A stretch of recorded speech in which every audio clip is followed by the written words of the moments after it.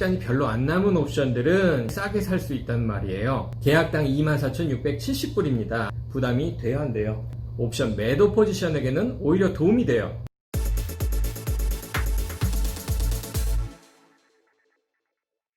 안녕하세요 여러분, 부부공작단입니다. 저는 주식공작단이고요. 저는 앙이입니다. 아시다시피 오늘부터는 실제로 옵션 트레이딩을 해볼 예정이니까 끝까지 시청해주세요. 옵션 트레이딩에서 꼭 알아두어야 할 몇 가지 사항이 있는데요. 그게 뭘까요? 글쎄요.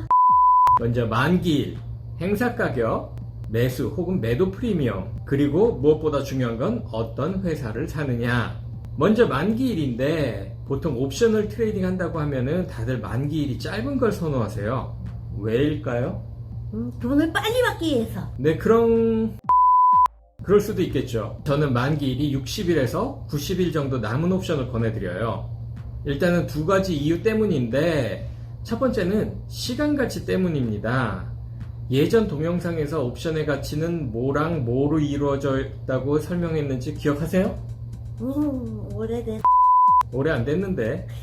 옵션 가치는 내재 가치와 시간 가치로 나누어진다고 설명했었습니다. 시간 가치라는 거는 만기일까지 남은 시간 동안 주가가 행사 가격에 얼마나 가까이 갈 수 있는가에 대한 기대를 나타낸 거예요. 그러니까 만기일이 많이 남았다면은 그 시간 동안 주가가 행사 가격에 충분히 가까이 갈 수 있다고 생각하기 때문에 비싸진 거예요. 그런데 옵션의 매수 포지션의 시간 가치는 매수한 순간부터 조금씩 감소하는데요. 이걸 시간 잠식 혹은 타임 디케이라고 부릅니다. 시간이 지나면서 가치가 깎이는 타임 디케이 때문에 만기일의 옵션 가치는 0이 돼버려요. 그러니까 만기일까지 시간이 별로 안 남은 옵션들은 시간 가치가 적기 때문에 싸게 살 수 있다는 말이에요. 그러니까 많은 분들이 조금 더 싼 옵션을 매수하느라고 만기일이 얼마 안 남은 아이들을 매수한다는 거죠. 그런데 조금씩 진행되던 시간 잠식은 만기일 30일 전부터 급격하게 감소한다는 게 문제예요. 해당 기초자산 주가가 오르는 정도가 옵션의 타임 디케이보다 낮으면은 그 옵션에서는 수익이 낮아지거나 심한 경우에는 손실이 날 수도 있다는 점 기억하세요. 두 번째 이유도 역시 비슷한데, 옵션의 가치는 기초자산인 주식의 가격, 즉 주가에 크게 영향을 받습니다. 그리고 그 주가는 해당 기업의 실적에 따라 오르고 내립니다. 만기일을 60일에서 90일 정도로 남기고 있는 옵션이라면은 최소 한 번 이상은 실적 발표를 지나게 되거든요. 만약 실적 발표가 나에게 유리하다면은 더욱 좋을 것이고, 혹시라도 내가 생각했던 것과 반대라고 해도 다시 대응할 충분한 시간적 여유가 있다는 것이에요. 이런 이유들 때문에 만기일은 60일에서 90일 정도 남은 옵션으로 하시는 것을 권장하는 거예요. 그리고 눈치채신 분들도 있겠지만 타임 디케이 때문에 옵션 매수 포지션은 아주 불리하지만 옵션 매도 포지션에게는 오히려 도움이 돼요. 내가 팔아버린 옵션의 가치가 하루하루 뚝뚝 떨어진다면은 결국 권리 행사가 들어올 확률이 낮아진다는 이야기죠. 하지만 역시 옵션에 익숙하지 않은 분들이 타임 디케이만을 믿고 만기일 짧은 옵션을 매도하다가는 손실이 날 확률이 있으니까 각별히 조심하셔야 합니다. 자, 다음으로 행사 가격은 각자 바라보는 시각에 따라 차이가 날 수 있으니까 생략할게요. 그리고 그 다음은 프리미엄인데, 나에게 조금 더 유리한 가격의 옵션을 팔거나 사야겠다면 어떤 가격으로? 중간가로. 그리고 그 이외의 경우는 자연가. 맞습니다. 꼭 기억하셔야 합니다.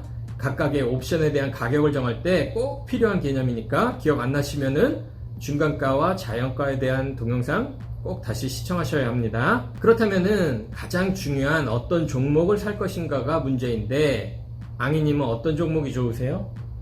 구글요? 안 돼요. 아마존? 테슬라? 애플? 난 짬뽕. 페이스북?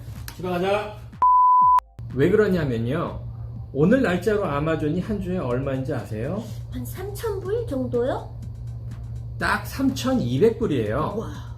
그러면은 60일에서 90일 정도 남은 9월 18일 만기의 아마존 등가격 근처의 콜옵션 한 계약은 얼마인지 아세요? 몰라요. 주당 246불 70전입니다. 이게 주당 가격이니까 한 계약은 얼마다? 24,670불이요. 맞습니다. 계약당 24,670불입니다. 한 계약에 24,670불이면은 부담이 돼야 안 돼요? 돼요. 부담이 많이 되죠? 네. 그렇기 때문에 한 주당 주가가 낮아서 부담이 안 되는 정도의 주식 중에서 고르셔야 현실감이 있겠죠? 그러면은 어떻게 이런 아이들을 찾느냐? 앙이님은 어디서 찾으실래요?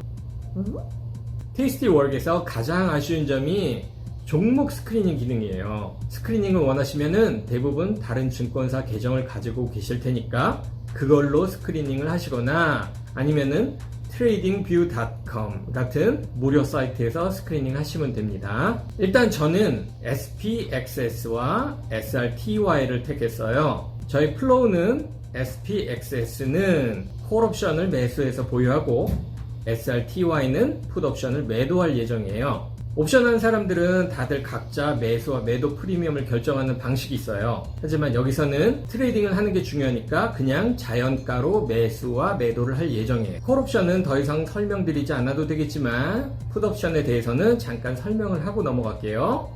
자, 테이스티웍을 보시면은 SPXS의 주가는 7불 13전입니다. 자, 트레이드 탭에서 옵션 테이블을 보시면은 만기일이 60일에서 90일 사이에 떨어지는 행사 가격의 옵션이 없는데 41일 남은 거는 너무 짧고 97일 남은 10월 16일 만기인 옵션을 한번 보겠습니다. 자, 여기서 앙이님은 행사 가격 얼마로 하실래요? 중간가? 행사 가격을 정하는 데에는 딱히 정답이란 건 없는데요. 저는 일단 10불 정도를 권장합니다. 이걸로 하실 거죠? 네. 네. 자, 행사가 10불인 콜옵션 매수를 선택해 보겠습니다. 프리미엄은 자연가인 75전과 중간가인 73전이 있는데 두 개의 차이는 이전 차이라서 계약당 2불 차이밖에 나지 않아요. 그렇기 때문에 저는 자연가인 주당 75전으로 주문을 넣을 거예요. 여기서 앙이님이 이대로 SPXS에 계약을 거래하면은 최대로 입을 수 있는 손실은 얼마일까요? 2불? 지불하게 될 주당 75전, 즉 계약당 75불이 최대로 입을 수 있는 손실이에요. 자, 주문을 한번 넣어 보겠습니다. 보시는 바와 같이 트레이딩 코스트는 75불입니다.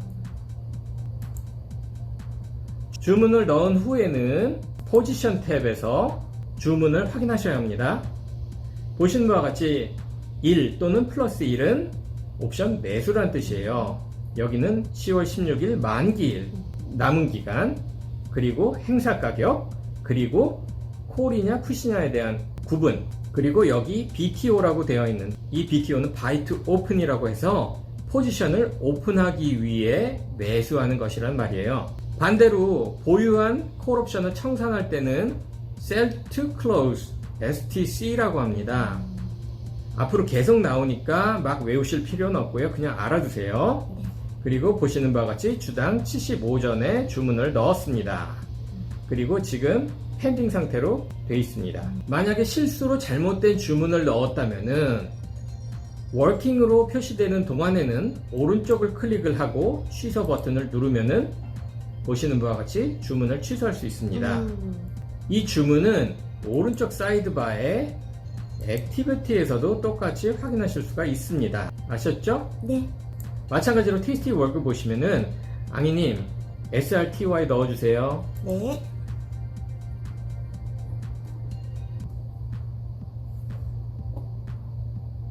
자, SRTY의 종가는 11불 7전이에요. 근데 옵션 테이블을 보시면은 60일에서 90일 사이에 만기가 되는 옵션들이 없어요. 저희가 찾은 거는 만기가 41일 남은 8월 21일 만기 혹은 132일 남은 11월 20일 만기인 옵션이에요.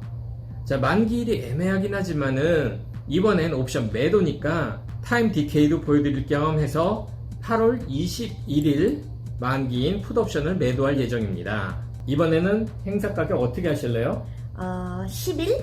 어떻게 하셨어요? 이거 미리 얘기해줘. 저는 행사 가격 11불로 정했어요. 이 풋옵션은 매도 프리미엄의 자연가는 1불 55전입니다.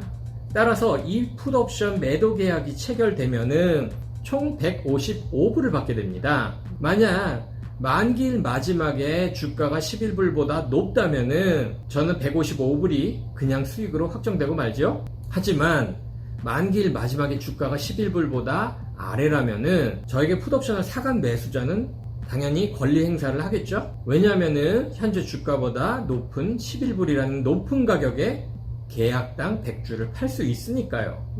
자, 주문을 한번 넣어 보겠습니다. 보시는 바와 같이 155불이 크레딧, 저희 수익으로 들어오게 됩니다. 주문을 넣으신 후에는 다시 포지션 탭으로 가서 주문을 확인을 하셔야 합니다. 자, 여기 보시는 마이너스 1은 매도를 했던 이야기고요. 만기일 8월 21일, 남은 기간, 행사 가격. 여기서 STO는 Sell to Open이라고 포지션을 오픈하기 위해서 매도하는 것이라는 말이에요.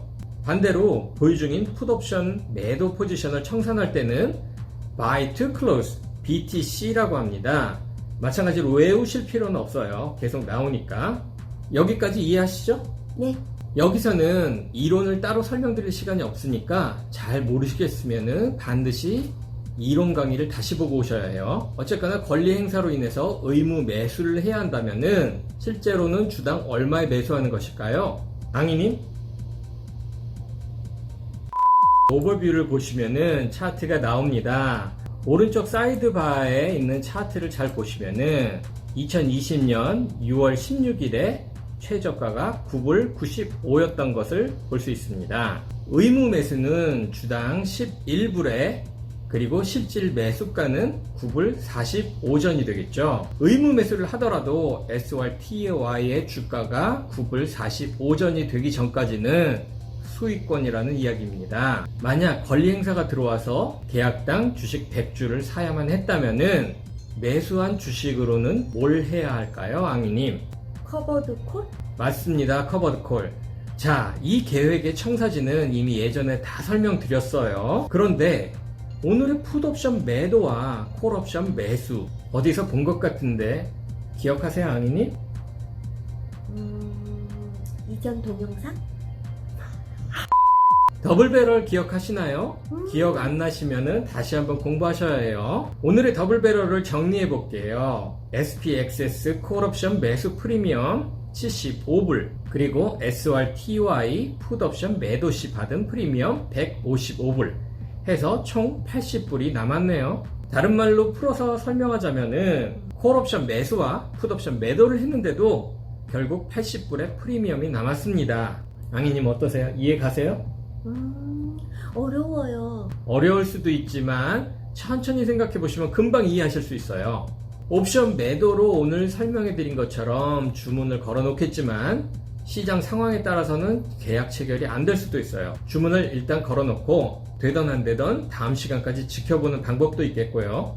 아니면은 주중에 제가 약간 프리미엄을 수정하거나 행사 가격을 수정해서 계약을 체결시키는 수도 있겠네요. 그건 제가 상황을 봐서 결정을 하고 나중에 여러분께 설명을 드리겠습니다. 자, 오늘은 여기까지. 구독은 저희 컨텐츠가 도움이 되셨다면 눌러주시고 저희 컨텐츠에 대한 구독료는 좋아요와 댓글로만 받겠습니다. 고맙습니다.